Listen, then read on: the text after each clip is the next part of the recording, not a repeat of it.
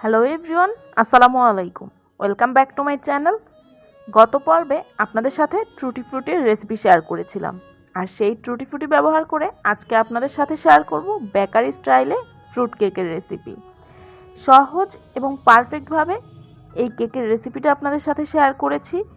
আশা করছি আজকের এই দারুণ মজার ফ্রুট কেকের রেসিপিটা আপনাদের কাছে ভালো লাগবে। প্রথমেই এখানে একটা বাটির মধ্যে নিয়ে নিয়েছি 1 টেবিল চামচ পরিমাণ কাঠবাদাম কুচি। আমি এখানে লম্বা লম্বা করে কেটে নিয়েছি, আপনারা চাইলে চপ করেও ব্যবহার করতে পারেন। সেই সাথে যেই টুটি ফ্রুটির রেসিপি আপনাদের সাথে শেয়ার করেছিলাম, সেই টুটি ফ্রুটিটাই এখানে ব্যবহার করেছি 1 টেবিল চামচের মতো। সেই সাথে এরকম ছোট ছোট টুকরো করে কেটে নেওয়া মোরব্বা ব্যবহার করেছি 1 টেবিল চামচের মতো।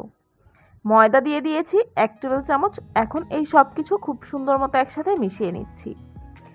বাদাম, টুটি ফ্রুটি এবং মোরব্বার পরিমাণটা কিন্তু নিজেদের পছন্দ মতো কম বেশি করেও ব্যবহার করা যাবে। এখানে মোল্ডটা আমি রেডি করে নিচ্ছি। আমি এরকম পাউন্ড কেকের যেই মোল্ডগুলো থাকে, সেই মোল্ডের মধ্যে কিছুটা তেল ব্রাশ করে নিয়ে একটা নর্মাল কাগজ এরকম কেটে নিয়ে সেটাকে দিয়ে তার উপরে আবারও একটু তেল ব্রাশ করে নিচ্ছি। চাইলে কিন্তু এ পর্যায়ে বাটারও ব্রাশ করে নেওয়া যাবে। আর এরকম পাউন্ড কেকের মোল্ড না থাকলেও কিন্তু চলবে, আপনাদের ঘরে যে কোনো টাইপের যে সসপ্যান বা মোল্ড আছে সেগুলোতেও কিন্তু এই কেকটা বেক করা যাবে। এখন কেকের ব্যাটারটা তৈরি করে নেওয়ার পালা। এখানে একটা মিক্সিং বোলের মধ্যে রুমের স্বাভাবিক তাপমাত্রার মাঝারি সাইজের 2টা ডিম আমি ভেঙে নিয়ে নিয়েছি। এরপরে ডিমটাকে খুব সুন্দর মতো প্রথমে একটু ফেটিয়ে নিচ্ছি। ডিমটা কিছুক্ষণ ফেটানোর পরে এর মধ্যে দিয়ে দিচ্ছি চিনি। আমি এখানে চিনি ব্যবহার করেছি মেজারমেন্ট কাপের 1/4 কাপ, সাথে আরও 1 টেবিল চামচ পরিমাণ। আর চিনিটা কিন্তু কোনোভাবেই একবারে দেওয়া যাবে না, 3 থেকে 4 বারে দিয়ে চিনিটাকে খুব সুন্দর মতো মিশিয়ে নিতে হবে। ডিম আর চিনিটা দেওয়ার পরে কিছুক্ষণ খুব সুন্দর মতো বিট করে নেওয়ার পরে যখন এরকম একটা ক্রিমি ভাব চলে আসবে, অর্থাৎ চিনিটা সম্পূর্ণভাবে গলে যাবে, ওই পর্যায়ে দিয়ে দিচ্ছি রান্নার রেগুলার তেল 1/4 কাপ পরিমাণ। এখানে চাইলে কিন্তু বাটারটা ব্যবহার করা যাবে, আর বাটারটা ব্যবহার করলেই কিন্তু এই কেকের টেস্টটা বহুগুণে বেড়ে যাবে। আমার হাতের কাছে ছিল না, তাই আমি তেলটাই ব্যবহার করেছি। তেলটা দেওয়ার পরে আবারও কিছুক্ষণ খুব সুন্দর মতো একসাথে সব কিছু মিশিয়ে নিয়েছি। এখন শুকনো উপকরণগুলো দেওয়ার পালা।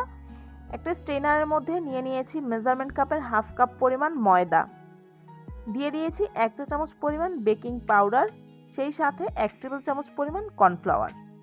গুঁড়া দুধ ব্যবহার করেছি এখানে 1 টেবিল চামচ পরিমাণ, সেই সাথে সামান্য একটু লবণ। তবে যারা কেকে বা মিষ্টি জিনিসে লবণ খেতে পছন্দ করেন না, তারা কিন্তু চাইলে এখানে লবণটা বাদও দিতে পারবেন। এখন এই সব কিছুকে খুব ভালো মতো একসাথে চেলে নিচ্ছি। আর এই শুকনো উপকরণগুলো আমি একবারেই ব্যবহার করেছি সম্পূর্ণটা।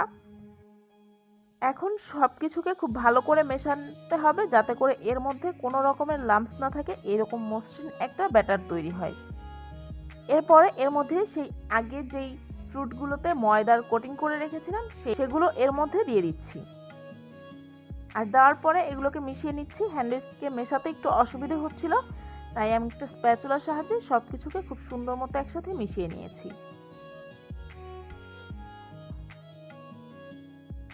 আগে থেকে আমরা যে মোল্ডটাকে রেডি করে রেখেছিলাম, সেই মোল্ডের মধ্যে এখন এই কেকের ব্যাটারটা দিয়ে দিচ্ছি। আমি কিন্তু এখানে কোনো রকমের পানি ব্যবহার করিনি ব্যাটারে। আর হাতের কাছে যদি ভ্যানিলা এসেন্স থাকে, সেক্ষেত্রে এখানে আধা চামচের মতো ভ্যানিলা এসেন্সও ব্যবহার করতে পারবেন। ওপর থেকে দিয়ে দিয়েছি কিছু বাদাম কুচি এবং টুটি ফ্রুটি, এতে করে কেকটা দেখতে অনেক সুন্দর লাগে। তবে এটা অপশনাল, হাতের কাছে না থাকলে না দিলেও চলবে। কেকটা আমি চুলাতে বেক করেছি। আর সাধারণত কেক হাঁড়িতে বালি দিয়ে বা এমনিতে একটা স্ট্যান্ড বসিয়ে কেক যেভাবে বেক করা হয়, সেভাবেই এই কেকটাকে আমি বেক করে নিয়েছি। আর চুলার হিটটা একেবারে লোয়ের চাইতে কিছুটা বাড়িয়ে এই কেকটাকে বেক করে নিয়েছি। 25 থেকে 30 মিনিটের মাথায় দেখবেন কেকটা খুব সুন্দর মতো কিন্তু কুক হয়ে যাবে। আপনাদের চেক করে দেখিয়ে দিয়েছি, কাঠিটা কিন্তু একেবারে ক্লিন এসেছে, তার মানে কেকটা সম্পূর্ণভাবেই হয়ে গিয়েছে।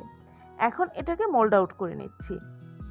কেকটা হয়ে যাওয়ার পরে আমি অফ ক্যামেরাতে চেক করে নিয়েছিলাম, যখন দেখেছি আমার কেকটা একদম হয়ে গিয়েছে, ওই পর্যায়ে কিন্তু এটাকে সাথে সাথে নামানো যাবে না। সবসময় আপনারা যে ধরনের কেকই তৈরি করেন না কেন, কেকটা হয়ে যাওয়ার পরে ওই গরম হাঁড়িতেই চুলা বন্ধ করে রেখে দিতে হবে। চাইলে ওই হাঁড়িতে রেখে সম্পূর্ণভাবে ঠান্ডা করে নিতে পারেন, আবার চাইলে আধা ঘন্টা থেকে 1 ঘন্টা পরে বের করে নিতে পারেন। এতে করে অনেক সময় দেখা যায় যে আমাদের কেক কিন্তু চুপসে যায়, সেই চুপসে যাওয়াটা আর হবে না। আর কেকটা সম্পূর্ণ ঠান্ডা করে আমি হাঁড়ি থেকে বের করে নিয়েছি। আর কেকটা এখন আপনাদের সাথে একটু কেটে শেয়ার করছি। কেকটা চুলাতে বেক করার কারণে কিন্তু নিচের দিকের কালারটা একটু গাঢ় এসেছে আর উপরের দিকের কালারটা এরকম হয়েছে। যদি আপনারা ওভেনে কেকটা বেক করেন সেক্ষেত্রে দেখবেন উপর দিকটা খুব সুন্দর মতো পাউন্ড কেকে যেরকম ফাটল থাকে ওই রকমভাবেই ফাটল থাকবে, আর ওপরে নিচে দুই দিকের কালারটাই খুব সুন্দর আসবে। চুলাতে বেক করার পরেও কিন্তু এই কেকটা মাশাআল্লাহ খুবই সুন্দর হয়েছে আর খেতেও কিন্তু ভীষণ মজার ছিল। হুবহু রেসিপিটা ফলো করে একবারের জন্য হলেও আপনারা এই ফ্রুট কেকটা বাসায় তৈরি করে দেখবেন, ইনশাল্লাহ আপনাদের কাছেও ভালো লাগবে। আর দেখতেই পাচ্ছেন এই কেকটা কি পরিমাণ সফট আর পারফেক্ট হয়েছে। আশা করছি আজকের এই সহজ এবং দারুণ মজার ফ্রুট কেকের রেসিপি আপনাদের কাছে ভালো লেগেছে। যদি ভালো লেগে থাকে অবশ্যই আমাকে কমেন্ট করে জানাবেন। আপনাদের যদি কোনো প্রশ্ন থাকে তাহলে অবশ্যই কমেন্ট করে জানাবেন, ইনশাল্লাহ আমি সবার কমেন্টেরই উত্তর দেব। আমার চ্যানেলটা যদি এখনও সাবস্ক্রাইব করে না থাকেন তাহলে প্লিজ আমার চ্যানেলটা সাবস্ক্রাইব করবেন। সবাই খুব বেশি ভালো থাকবেন। আল্লাহ হাফেজ।